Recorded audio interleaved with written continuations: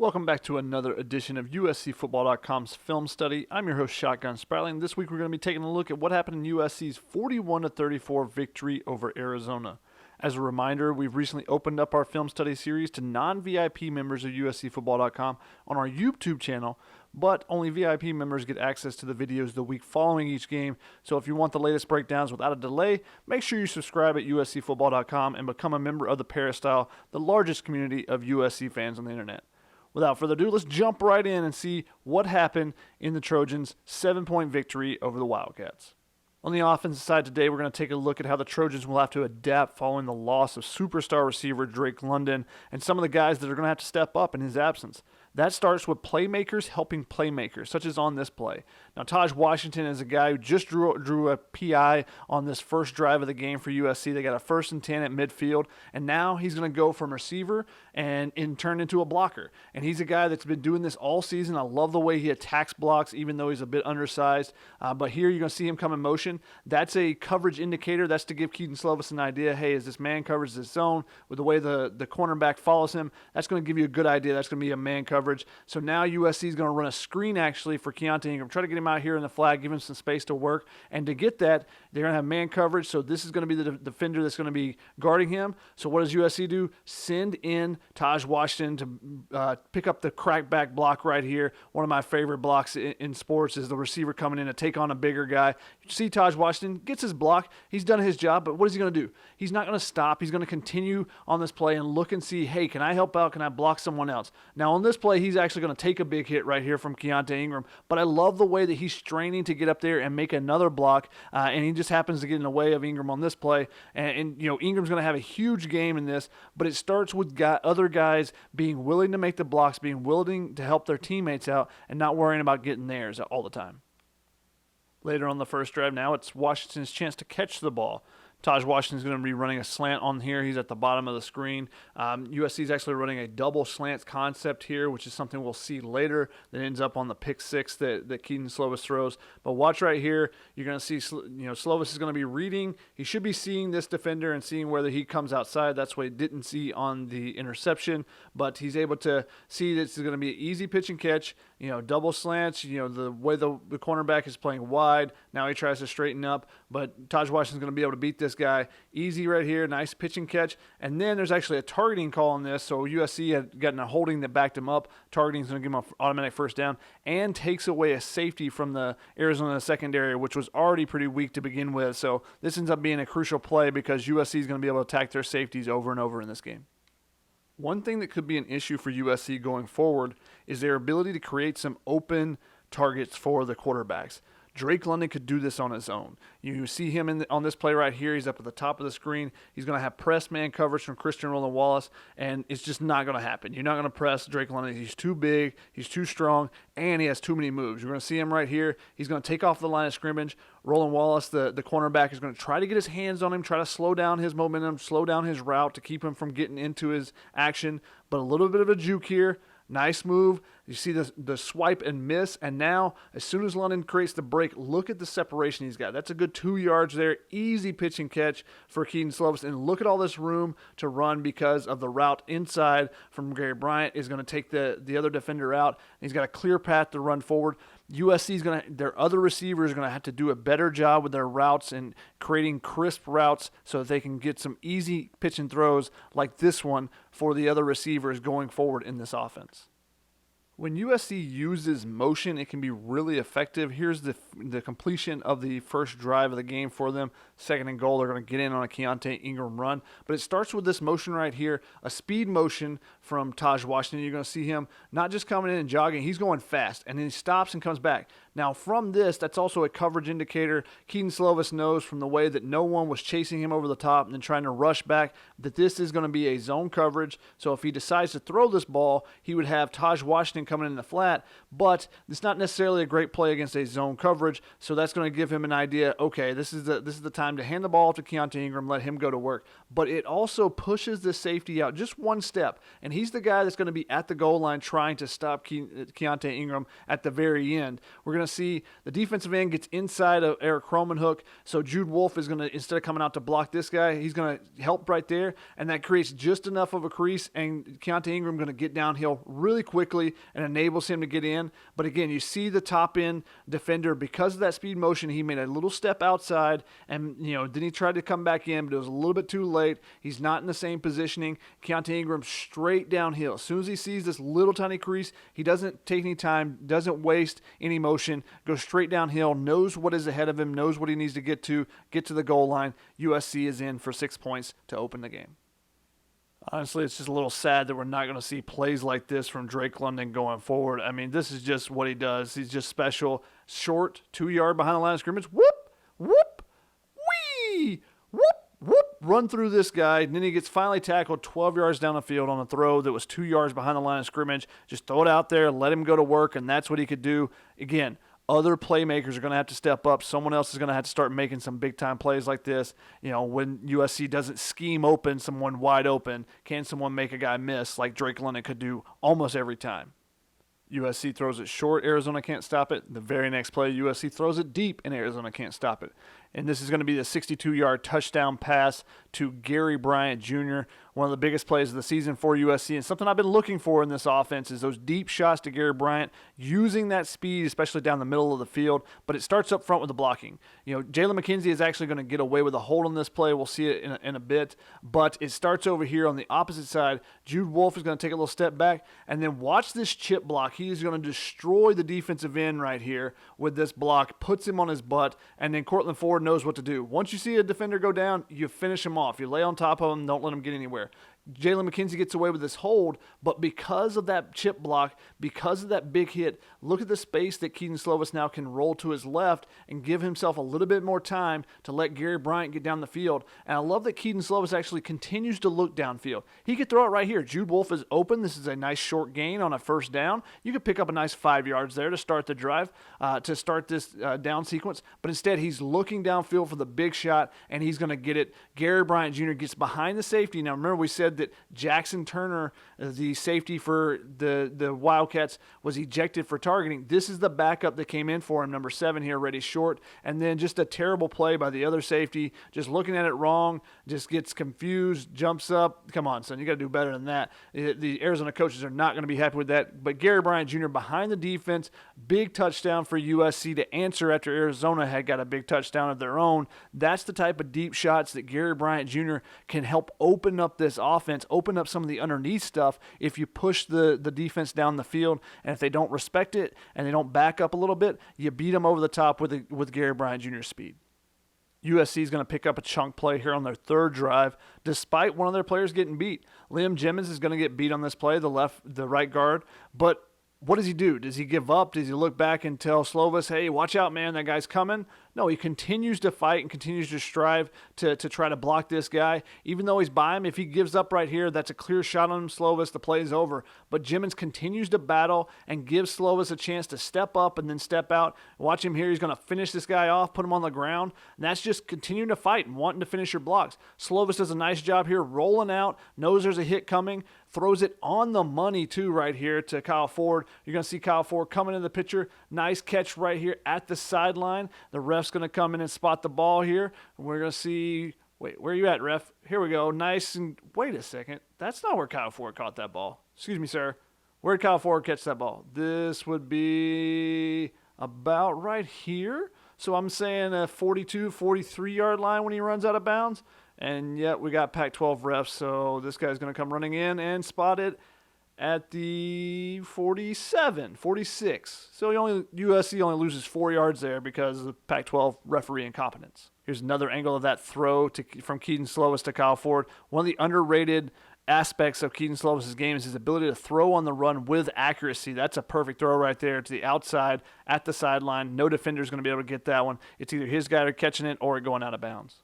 Keonta Ingram has continued to show that he is getting better and better this season, that he can be a dynamic running back for USC. He doesn't need a ton of help. On this play, he's going to get 2 blocks, really. We're going to see Andrew Voorhees, the left guard, is going to be able to seal his guy inside really well, and then Eric Cromenhook on the outside is going to kick out the end at the same time, creating a lane for him to run through. You're going to see Cortland Ford getting to the second level trying to get the linebacker. Unfortunately, look at this great seal by Andrew Voorhees here. Love that, the way he turns his hips, keeps this guy inside, and now you got a walled-off lane for Keonta Ingram to run through. And now he doesn't get a ton of blocks here because Cortland Ford's actually going to get called for holding. He's going to grab this defender by the back of the neck as he tries to change direction. Kyle Ford doesn't get much of a block as he's trying to get inside of this guy and realizes he's going to hit him in the back.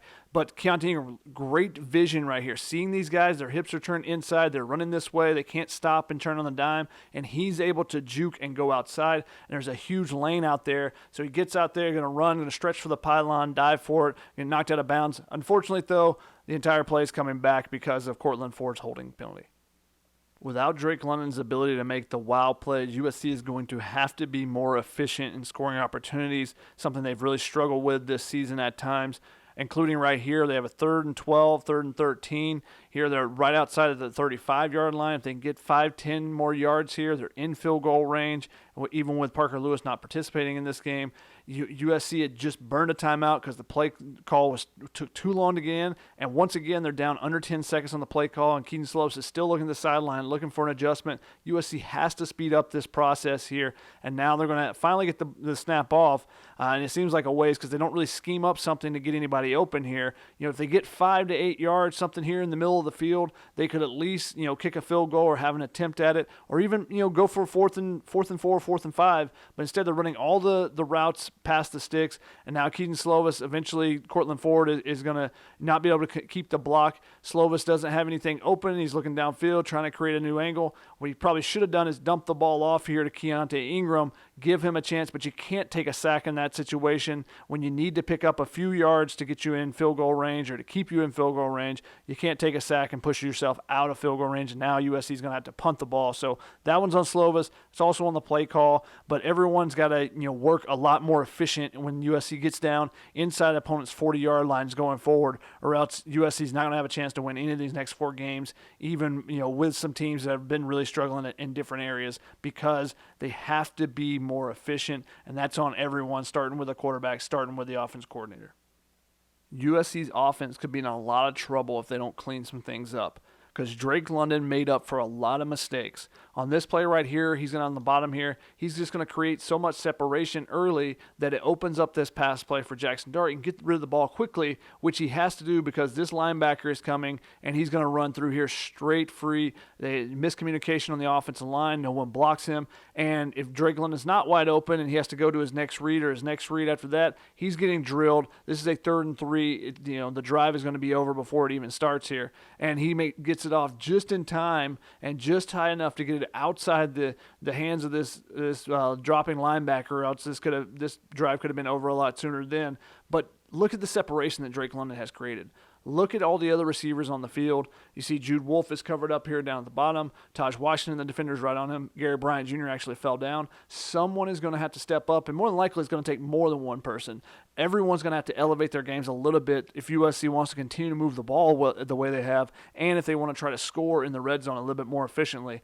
Drake London, made up for a lot of the mistakes that a lot of the rest of the team was having. Now without him, can everyone step up their game and take away some of those mistakes and try to, for the offense to try to excel down the stretch of this season? One of the weapons USC will have are the legs of Jackson Dart, but they got to use them. Either take the reins off or don't play him. His legs are the separator from Slovis. That's the difference between those two guys, so don't tell him not to run, which is what Jackson Dart said. It was kind of instructed, let's be safe, let's be cautious with it, let's not take off too much. But on this particular play is a great opportunity. He's going to juke right here. He's going to create space for himself. Now he stops and tries to throw the ball, but if we pan out just a little bit, we zoom out, look at all this space that we see here for Jackson Dart to be able to run. The defender, which is just a little bit off screen, he has his back turned to him, so a ton of room for him to take off and run and pick up some yards. Now, he could slide. He doesn't have to take a hit. but don't tell him, hey, just stay in the pocket. He's going to actually take a hit right here because he stays in the pocket and doesn't run to this open space that there is, and he tries to take a shot downfield to Drake London. He's going to take a hit as he's throwing it. It's going to be an incompletion, but that's one of the things. That's the difference for Jackson Dart from Kedon Slovis, so that's something, a weapon that USC needs to use going forward. Don't tell him not to run. If he's in there, he needs to be healthy enough to be able to do everything that he's capable of doing. The next play here in the second quarter, we're going to see JuJu Wolf have one of the best blocks of his career. We're going to see him down here lined up as an H-back just inside of the tackle. He's going to come around the edge, coming across, and pop Anthony Pandy. Look at that head snap back right there. But he's not just going to hit him. He's going to continue driving right here, continue the block. He comes off him a little bit, but continues pushing. And in Ingram, JuJu Wolf's going to push him into another defender. And in Ingram, we see the burst that he has. The ability to take off after he's, stopped, the acceleration. That's what USC's running backs have been missing basically since Ronald Jones. He's the first one to really have that ability to, hop step and then take off really quickly. And we see it on this play, picking up a first down to continue this drive.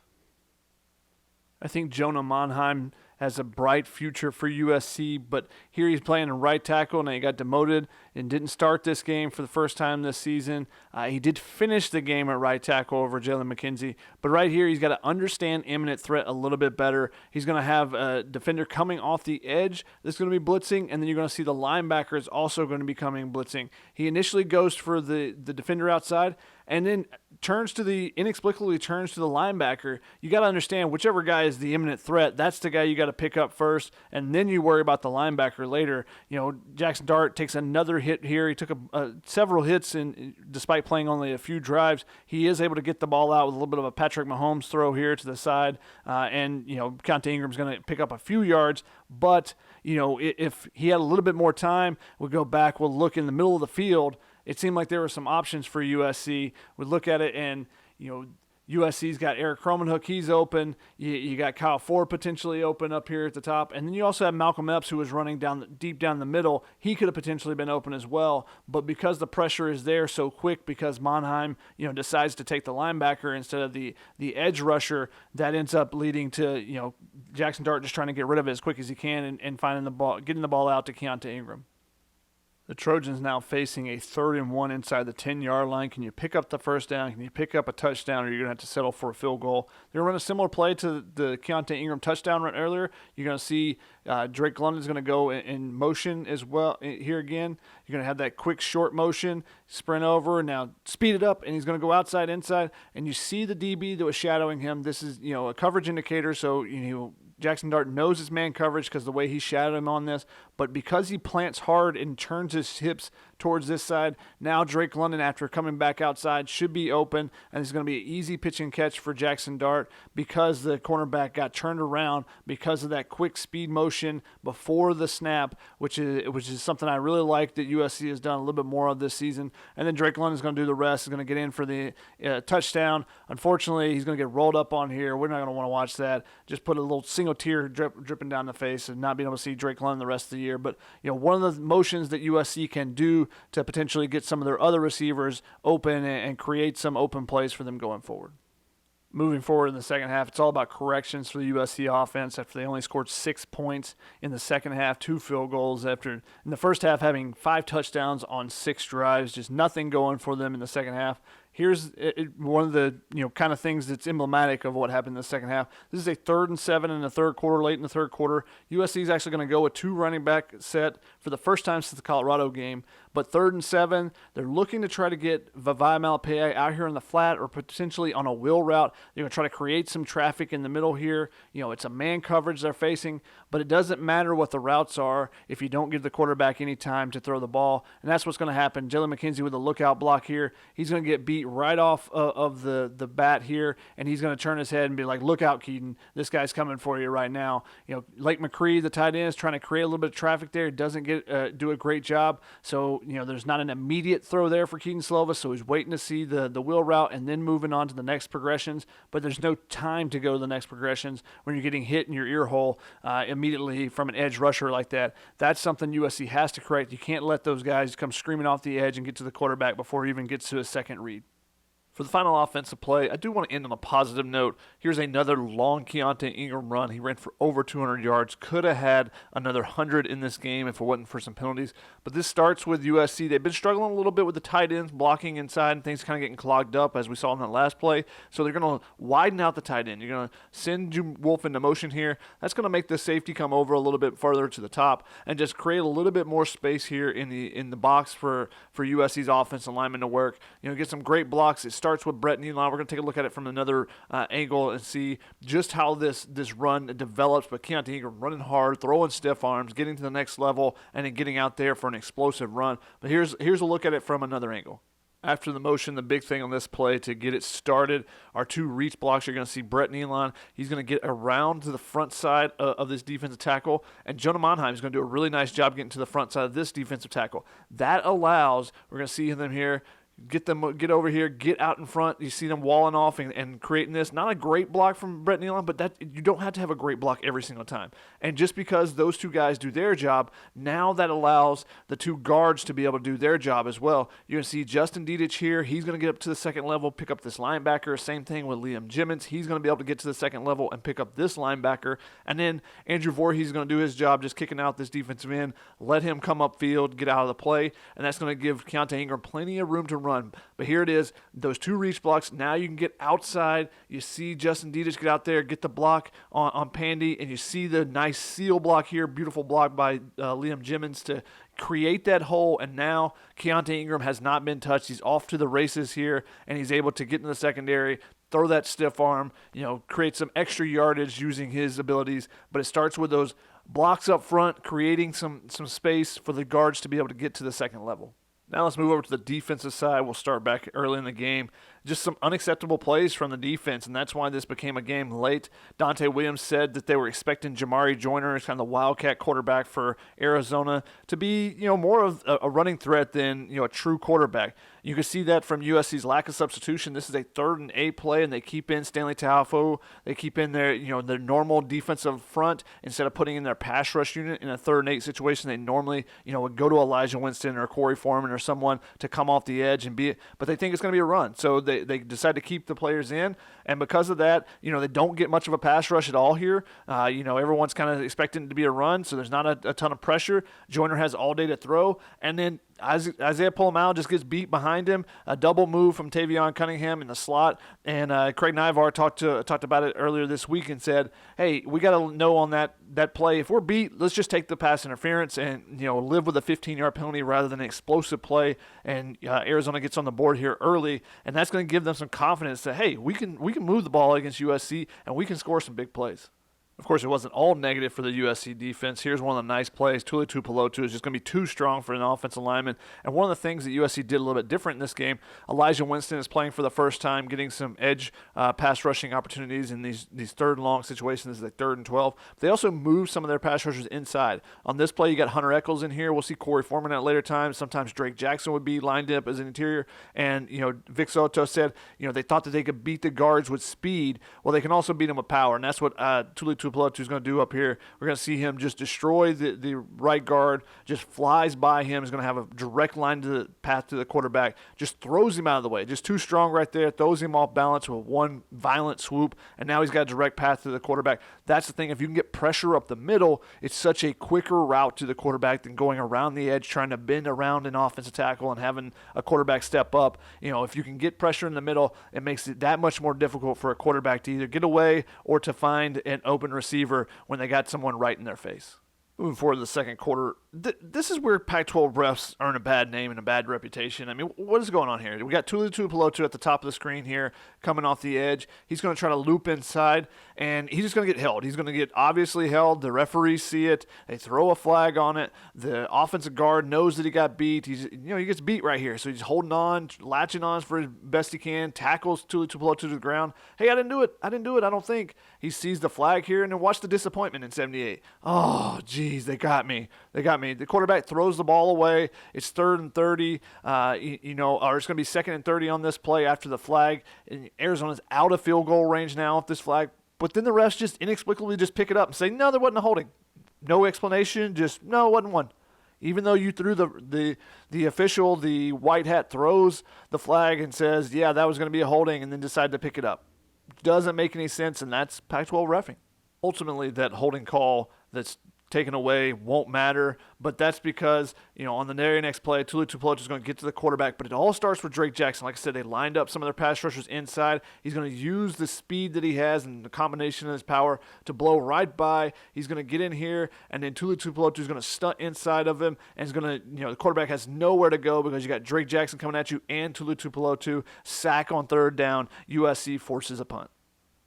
Drake Jackson's athleticism and versatility allows, defensive coordinator Todd Orlando to do some different things. However, this is not something that I really enjoy when they do, is splitting him out. Now, dropping into coverage, he hasn't done that a ton this season, but usually when they do it, it's so that they can blitz from the opposite side and try to create a mismatch for the offensive line. Here, they're going to dial up kind of an exotic blitz. You're going to have Raylan Goforth up here at the line, kind of playing that defensive end position to begin with. He's going to drop out. Drake Jackson's going to be in coverage. They're actually going to blitz Chase Williams here, as well as Kenai Mauga. So you're going to bring 5 guys. You're going to have Raylan Goforth dropping out, but then you have Drake Jackson in man-to-man coverage. Now, I don't like it. If you're going to put him in coverage, make it be a surprise. I don't like splitting him out here and for the quarterback to identify like, oh, I got a tight end. He's pretty good. Let me go against an outside linebacker or a rusher there. And Drake Jackson is in position, but the tight end is going to go up and make a play over him on this one. I just think if you're going to drop him into coverage, make it be a surprise. Don't let the offense, the quarterback, be able to identify, yeah, that's the guy I want to throw at because he's doing something that he's not used to doing as much. On the flip side of lining Drake Jackson up to cover a tight end is lining Drake Jackson up to go against a tight end in a pass rush situation, and that's what you have right here. Here's Drake Jackson down here. You got 2 tight ends on the edge. Drake Jackson, even if both of these guys are trying to block him, he'll probably win that battle too, but the tight end tries to block him, and he just has no chance right by him, and now the quarterback is in trouble because Drake Saxon, as Chris Trevino would say, is coming to make a play, and there's nothing the quarterback can do about it. The final play we're going to look at is the final play of the third quarter. USC's defense is on the field a ton in the second half, and you see the effort here because of that. Everyone is gassed, especially on the defensive line where they've had some depth issues. Maximus Gibbs was getting his first kind of run-of-play action here. This is his 5th or 6th straight play. He's not going to be able to give much effort. Jacob Lichtenstein above him. He plays all but 1 defensive snap in the third quarter. He doesn't give much effort. The only guy that you see a little bit of energy from is going to be Drake Jackson here at the top, and that's probably because he didn't play the drive before. He was sitting out, so he has a little bit more energy and some juice, and just see nothing is going on here. Tulu Tuipulotu kind of jogging out to the edge. And then this is an interesting play because this is something that you may see in the Arizona State game coming up this weekend. Raylan Goforth has a decision to make here. He's over here. He's in coverage.